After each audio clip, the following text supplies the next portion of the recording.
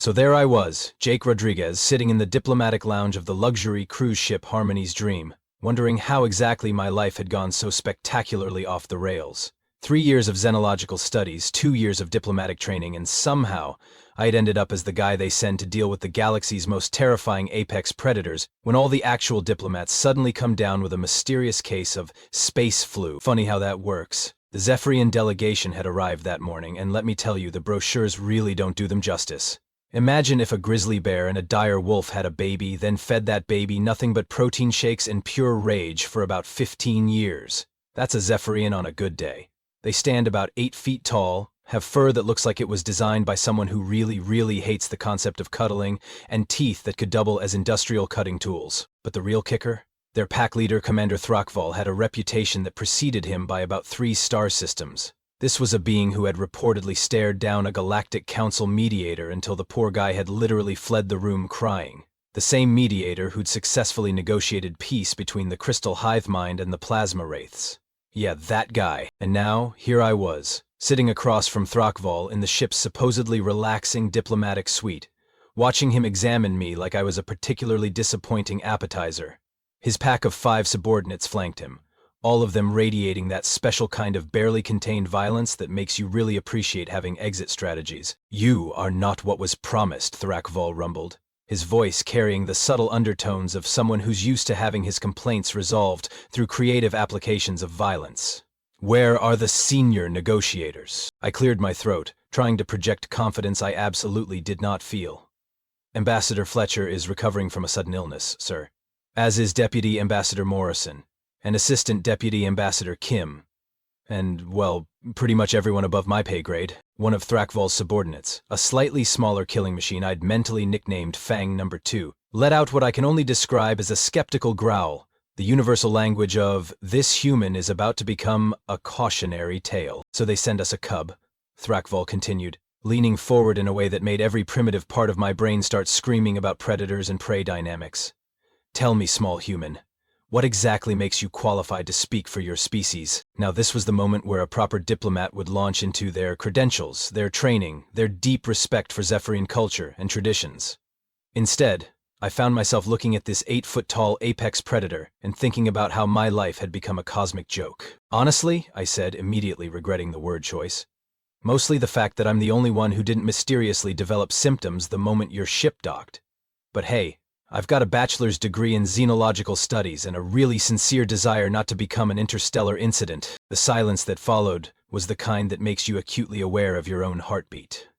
Thrakval's eyes, which were roughly the color of molten gold and about twice as warm, fixed on me with the intensity of someone trying to decide between quick death and slow death. "Interesting," he finally said, and somehow that single word carried more menace than most beings manage with entire threats. "We shall see how long you last, cub." What followed was basically a masterclass in how not to conduct interspecies diplomacy. I tried everything they'd taught us at the academy. The formal greeting protocols? Thrakval interpreted my respectful bow as a submission display and responded by literally growling at me until I stood back up. The cultural exchange of gifts? Apparently, offering a human peace lily to a carnivorous apex predator is like handing a vegetarian a steak and asking them to be friends. "Your species confuses weakness with courtesy," Thrakval observed after I'd attempted what the manual called appropriate deferent posturing. Behind him, his pack was making those rumbling sounds that either meant laughter or hunger, possibly both. By this point, word had gotten around the ship about the ongoing diplomatic disaster in Suite 7. I could practically hear the betting pools starting up in the observation lounges. The crystalline merchants were probably offering odds on whether I'd make it through lunch. The aquatic traders had likely already started a death pool. Speaking of lunch, that's where things really went sideways. The ship's head chef, bless his 3 hearts, had prepared what he assured me was a culturally appropriate meal for our Zephyrian guests. What arrived at our table looked like it had been hunted, killed, and served without any of those pesky intermediate steps like cooking or, stopping the twitching. "A proper meal," Thrakval announced with what I think was approval, grabbing one of the space rodent things and biting into it with obvious relish. Purple blood ran down his chin. "Your food preparers show wisdom." I stared at my plate, where something that looked suspiciously like it still had a functioning nervous system was attempting to crawl away from the garnish. This was definitely not covered in my diplomatic training. Wonderful, I managed, picking up what I hoped was a fork and not some kind of ceremonial torture device. Very fresh. The next 10 minutes were probably the longest of my life. Every attempt I made to eat the still-moving cuisine resulted in either the food escaping, me accidentally flinging it across the table, or my gag reflex staging a small rebellion. Meanwhile, Thrakval and his pack were watching me with the kind of fascination usually reserved for train wrecks or particularly amusing executions. "You do not hunt your food," Thrakval observed, not really a question. "Not recently," I admitted, chasing a particularly evasive piece of something around my plate. "We've kind of moved past the whole hunting thing as a species." This statement caused a ripple of what I can only describe as horrified fascination through the Zephyrin pack. They exchanged glances that spoke volumes about their opinion of a species that had apparently evolved beyond basic predatory instincts. "Then how do you prove your strength?" asked Fang number 2, whose actual name I'd learned was Graxmore, but honestly, Fang number 2 was easier to remember. "Well," I said, finally giving up on the moving lunch and setting down my fork, "we have performance reviews." Dead silence. "And tax season," I added helpfully. Even deader silence. Thrakval leaned back in his chair, which creaked ominously under his bulk, and fixed me with a stare that made me feel like I was being evaluated for nutritional content. "You are not what I expected from the species that claims dominion over this sector," he said finally.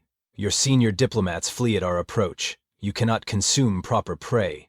You speak of strange rituals I do not understand." The disappointment in his voice was almost worse than the earlier threats. "It's one thing to be considered a potential snack. It's another thing entirely to be considered a disappointing snack that's not even worth the effort. Perhaps," Thrakval continued, his golden eyes narrowing, "we have overestimated humanity's worth as allies." And that, right there, was the moment I realized I wasn't just failing at diplomacy. I was potentially about to trigger an interstellar incident that would make the Proxima Centauri trade wars look like a minor disagreement over parking spaces. 6 hours later, I was sitting alone in my quarters, staring at the diplomatic incident report I was supposed to file. "How exactly do you explain to Galactic Command that you've managed to insult an entire species of apex predators by failing to eat lunch properly?" There's probably a form for that, but I'd never seen it in training. My stomach was making increasingly angry noises about the lack of actual food consumption that day. The space rodent cuisine hadn't exactly been an option, and I'd been too mortified to eat anything else in front of the Zephyrians after my spectacular dining failure. So I did what any reasonable human being would do when faced with cosmic-level embarrassment and an empty stomach. I wandered down to the ship's communal kitchen area and fired up the food synthesizer to make myself a grilled cheese sandwich. Look, I know how that sounds. Here I am, in the middle of the most important diplomatic mission of my thoroughly mediocre career, and I'm making comfort food like I'm some homesick college student. But sometimes you just need something familiar and warm and completely free of nervous systems. I was standing there, watching the synthesizer work its magic on some basic bread and processed cheese, muttering about diplomatic protocols and wondering if there were any openings in asteroid mining, when I heard the distinctive sound of claws on metal flooring behind me. Small human. I turned around to find Thrakval standing in the doorway, somehow managing to make even the ship's cheerfully lit kitchen feel like a predator's den. Great, just what my day needed. "Commander," I said, trying to sound like I hadn't just jumped about 3 feet in the air. "I was just getting some food." He approached with that fluid, predatory grace that made it very clear he could turn me into human-shaped confetti before I could blink, those golden eyes fixed on the synthesizer with obvious confusion. "You prepare prey alone?" he asked, tilting his massive head in a gesture that was almost curious. "Without your pack?" "Well, it's not really prey," I said, pulling the sandwich out of the machine. The smell of melted cheese and toasted bread filled the small space, and for a moment I felt almost human again. "It's just a sandwich." Thrakval moved closer, and I caught a whiff of that predator scent that had been making my hindbrain scream all day. But something was different. The aggressive tension from earlier seemed muted somehow. "This is food?" he asked, staring at my grilled cheese like it was some kind of alien artifact. I looked down at my sad little sandwich, then back up at 8 feet of apex predator who probably considered my entire species nutritionally inadequate. "Yeah," I said, and maybe it was exhaustion, or maybe it was the fact that I'd already screwed up so badly that it couldn't get worse, but I found myself tearing the sandwich in half. "Want some?" The silence that followed was different from the earlier silences. Less, "I'm deciding how to kill you," and more, "I'm trying to understand what just happened." Thrakval stared at the offered half of sandwich like I'd just handed him a live grenade. "You Offer food to me, he said slowly. Without ceremony, without ritual combat? It's just a sandwich, man, I said, still holding out the half. I made too much anyway, which was a complete lie, obviously. It was one sandwich, but something about the way he was looking at it, with this mixture of confusion and what might have been curiosity, made me want to share it. Throckval reached out with one massive claw and delicately took the sandwich half. He examined it closely, sniffed it, and then, with the kind of caution you'd use when handling unexploded ordnance, took a small bite. The change in his expression was immediate and completely unexpected. Those predatory features softened, and for just a moment he looked less like a killing machine and more like, well, like someone who just tasted something that reminded him of home. This is, he paused, taking another bite. Warm. Yeah, I said, biting into my own half. That's kind of the point. Comfort food, you know? Makes you feel better when you're having a rough day. He finished the sandwich in 3 more careful bites, then stood there for a long moment, just staring at his empty claws. Comfort food, he repeated slowly, like he was testing the words. This is a human concept? Pretty universal, actually, I said. Most species have some version of it.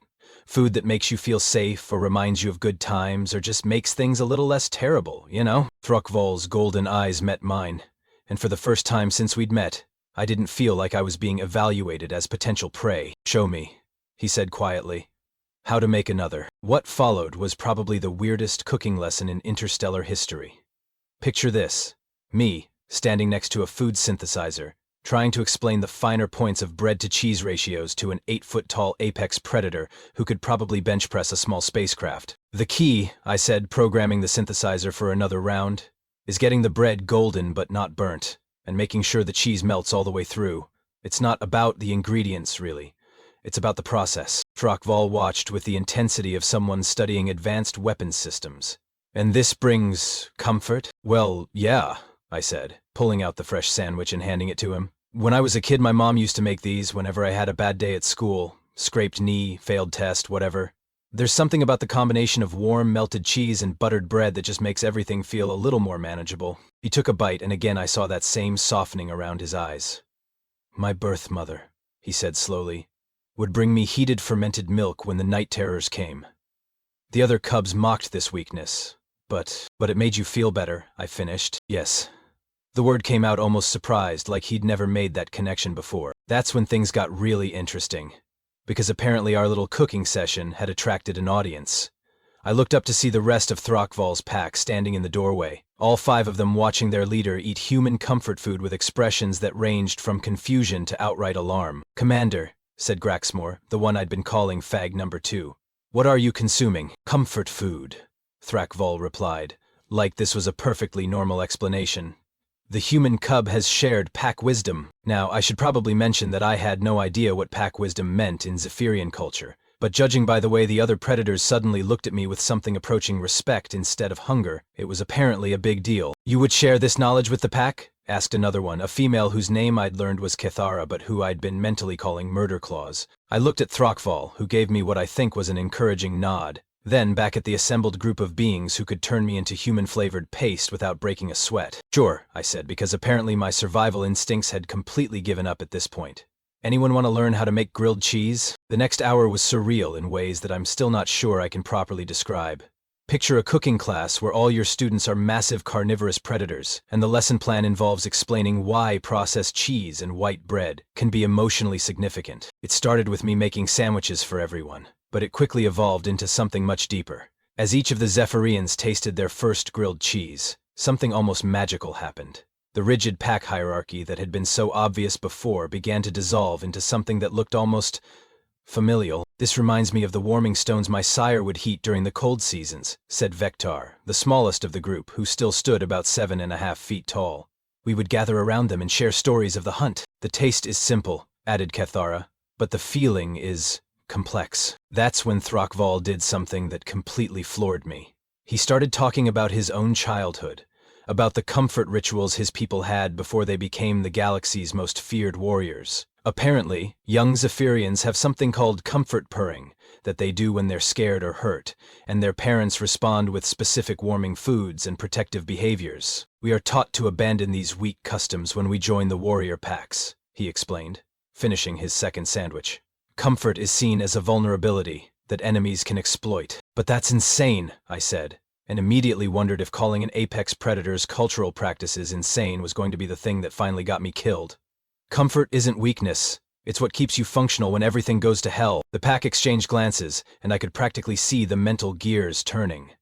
These weren't just mindless killing machines, I realized. They were people who'd been trained to suppress a fundamental part of their nature in service of being better warriors. Explain, Thrakval commanded, but gently, like he actually wanted to understand rather than test me for weakness. So I did. I told them about human psychology, about how comfort foods and rituals aren't about weakness but about resilience, about how having something that grounds you and makes you feel safe actually makes you stronger in the long run, not weaker. I talked about how soldiers throughout human history have carried comfort items into battle, how emergency responders rely on familiar routines to stay functional during crises. Your species, said Graxmore thoughtfully, uses comfort as a tool for survival. Exactly, I said. We don't see it as giving up strength, we see it as maintaining strength over time. That's when Thrakval stood up and I tensed, wondering if I'd finally gone too far. But instead of aggression, he moved to the food synthesizer and started programming it himself. I will make one for you, he announced. This is reciprocal comfort? Yeah, I said, watching this massive predator carefully monitor the bread browning process. That's exactly what it is. As I bit into the sandwich he'd made for me, which was honestly pretty decent for a first attempt, I realized that something fundamental had shifted. The Zephyrens weren't looking at me like prey anymore. They weren't even looking at me like an inferior species. They were looking at me like pack. You have given us a gift, Thrakval said solemnly, that we did not know we had lost. And in return, added Kethara, we name you Pack Friend. This is a title reserved for those who show wisdom and courage. I looked around at the group of apex predators who were now casually making grilled cheese sandwiches and sharing childhood memories, and wondered if this was what successful diplomacy was supposed to feel like. So, I said, does this mean we can skip the ritual combat part of your standard greeting protocols? The laughter that followed sounded nothing like the predatory rumbles from earlier. It sounded warm and genuine, and surprisingly human. For you, Jake, who shares calm comfort, Thrakval said with what I was learning to recognize as his version of a smile, we will make an exception. News travels fast on a cruise ship, especially when it involves the galaxy's most feared predators suddenly acting like they've joined a cooking class. By the next morning, word of our impromptu sandwich ritual had spread through the Harmony's dream like wildfire, and I was discovering that accidentally becoming pack friend to the Zephyrians came with some unexpected side effects. The first sign something had changed was when I walked into the main dining hall for breakfast and half the ship went quiet. Not the scared quiet from before, but the curious quiet of people trying to figure out if they'd missed something important. Then, I saw why everyone was staring. Thrakval and his entire pack were sitting at the largest table in the hall, and they'd saved me a seat, right at the head of the table, in what was clearly the position of honor. Jake who shares comfort, Thrakval boomed across the dining hall, using that pack leader voice that could probably be heard 3 decks away. Your place awaits. Every conversation in the room stopped. I could feel dozens of species worth of eyes following me as I made my way over to the table, trying to project confidence I absolutely did not feel. This was not how I'd planned to start my day. Morning, everyone, I said, settling into my seat and trying to ignore the fact that I was now officially dining with the most dangerous beings on the ship. Sleep well? What followed was probably the most bizarre breakfast conversation in diplomatic history. The Zephyrians had apparently spent the night discussing human comfort food concepts, and they had questions.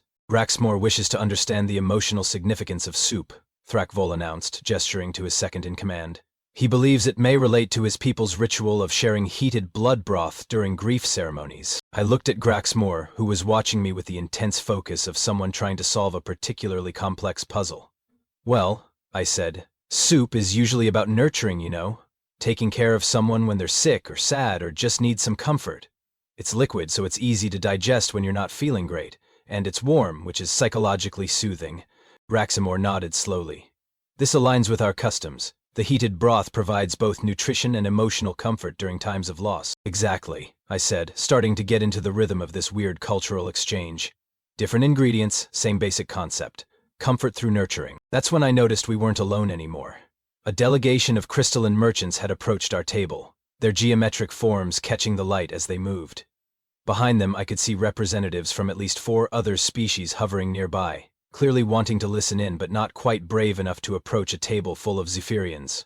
Excuse the interruption, said the lead crystalline, their voice like wind chimes in a gentle breeze, But we could not help but overhear your discussion of comfort rituals. This is a fascinating concept that we had not considered in our previous cultural exchanges. Throckval looked at me, and I could see something that might have been amusement in those golden eyes. The pack friend speaks wisdom that transcends individual species, he said formally. Perhaps others would benefit from this knowledge. And that, right there, was how I accidentally became the ship's unofficial expert on interspecies comfort food diplomas. Within 20 minutes, our table had grown to include representatives from 6 different species, all sharing stories about their own comfort traditions. The aquatic traders talked about the ritual significance of sea kelp broths during their spawning seasons.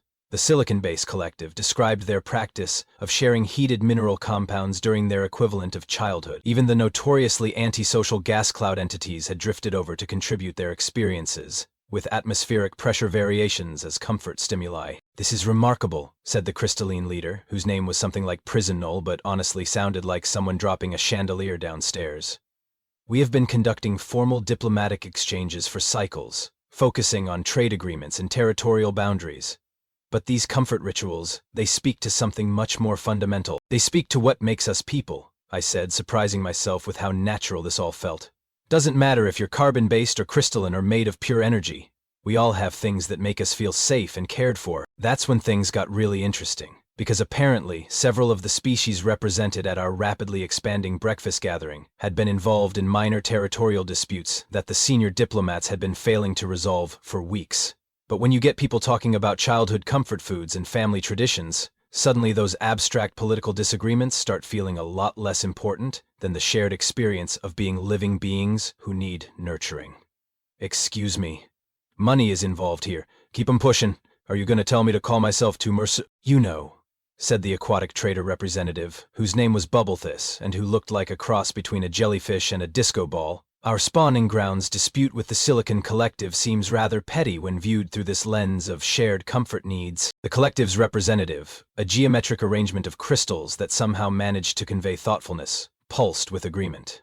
"Indeed, perhaps we have been approaching this incorrectly. Instead of focusing on territorial exclusion, we should consider how both our species' comfort requirements could be accommodated." I watched in amazement as these two delegations, who'd been locked in formal negotiations for 3 weeks, suddenly started brainstorming collaborative solutions over grilled cheese sandwiches and stories about their respective childhood equivalent experiences. "This is unprecedented," said a voice behind me, and I turned to see Captain Martinez, the ship's commanding officer, approaching our table with an expression of barely contained bewilderment. "Mr. Rodriguez, I've been monitoring the diplomatic channels, and apparently 3 separate trade disputes have been resolved this morning. The other ambassadors are asking how you managed to accomplish in one breakfast what they've been failing to do for weeks." I looked around the table at the impromptu United Nations of comfort food that had somehow assembled around our conversation, then back at the captain. "Honestly, sir," I said, "I think I just stopped trying to be diplomatic and started trying to be human." Captain Martinez nodded slowly, like someone trying to process information that doesn't quite fit their understanding of how the universe works. "Well, whatever you're doing, keep doing it. Command is very pleased with the progress." As the captain walked away, Thrakval leaned over and spoke quietly. "You realize what has happened here, pack friend?" "I've accidentally become good at my job," I suggested. "You have shown these beings that strength comes not from dominance but from vulnerability shared," he said. "This is true pack leadership, not the kind that commands through fear, but the kind that builds through understanding." I looked around the table again, watching a crystalline merchant teaching a gas cloud entity how to appreciate the concept of warm food, while an aquatic trader and a Silicon Collective member sketched out plans for shared territorial usage based on their respective comfort requirements. "So what you're saying," I said slowly, "is that I accidentally became a pack leader by making everyone grilled cheese sandwiches?" Throckval's expression was definitely a grin now. "Jake, who shares comfort," he said. "You have much to learn about the power you wield." Just then, my communicator chimed with an incoming message from Ambassador Fletcher. Apparently, he and the other senior diplomats had made a miraculous recovery from their space flu and were ready to resume their duties. I looked at the message, then at the table full of formerly hostile species who were now planning joint cultural exchanges and comfort food festivals, then back at the message. "You know what?" I said, deleting the message without responding. "I think they can wait a little longer. We're not done here yet." The rumble of agreement that went around the table sounded suspiciously like approval, and for the first time since boarding the Harmony's Dream, I felt like I might actually know what I was doing. 3 days later, I was standing in Captain Martinez's ready room, staring at a promotion document that I was pretty sure had to be some kind of clerical error. Senior Cultural Liaison, I read aloud, just to make sure the words were actually there. With full diplomatic authority and a salary increase of 40%. Congratulations, Mr. Rodriguez, Captain Martinez said, though he still had that expression of someone who wasn't entirely sure how any of this had happened. Command was very impressed with your innovative approach to interspecies relations. Innovative approach, right. That was one way to describe accidentally starting a galactic comfort food movement, because that's essentially what had happened. Word of our breakfast gathering had spread beyond the Harmony's dream. Other ships in the sector had started requesting cultural exchange programs focused on comfort ritual sharing. The Galactic Diplomatic Corps had issued 3 separate requests for detailed reports on my revolutionary methodology. Apparently, resolving territorial disputes through grilled cheese sandwiches was being hailed as a breakthrough in peaceful conflict resolution. There's one more thing, Captain Martinez continued, reaching into his desk drawer. A gift from the Zephyrian delegation. He handed me a wrapped package that was surprisingly heavy for its size. I opened it carefully, aware that anything given by apex predators probably deserved some respect, and found myself holding what looked like a cross between a ceremonial dagger and a really fancy spatula. It's a comfort claw, came Thrak-Vol's voice from the doorway. I turned to see him ducking through the entrance, followed by the rest of his pack. A traditional tool used in the preparation of nurturing foods. It has been blessed by our eldest comfort keeper and inscribed with your pack name. I examined the blade more closely and saw that someone had indeed etched Jake who shares comforts along the flat of the metal in flowing Zephyrian script. This is incredible, I said, testing the weight of it. But I have to ask, Comfort Keeper, I thought you said your people had abandoned those traditions. Raxamore stepped forward, and I was surprised to see what looked suspiciously like embarrassment in his expression. That was not entirely accurate. We maintained the traditions in secret, practiced only in the deepest levels of our ships where the warrior leaders would not observe. The Comfort Keepers were our historians, our healers, our... He paused, searching for the right word. Therapists, Ketara supplied helpfully, though they would be insulted by such a simple translation. The point is, Thrak-Vol continued, you have given us permission to reclaim a part of ourselves that we thought was lost forever. For this, you will always be pack friend to the Zephyrian people. Captain Martinez was watching this exchange with the fascination of someone witnessing history being made. If I may ask, he said, what exactly are your plans for implementing this new diplomatic approach fleet-wide?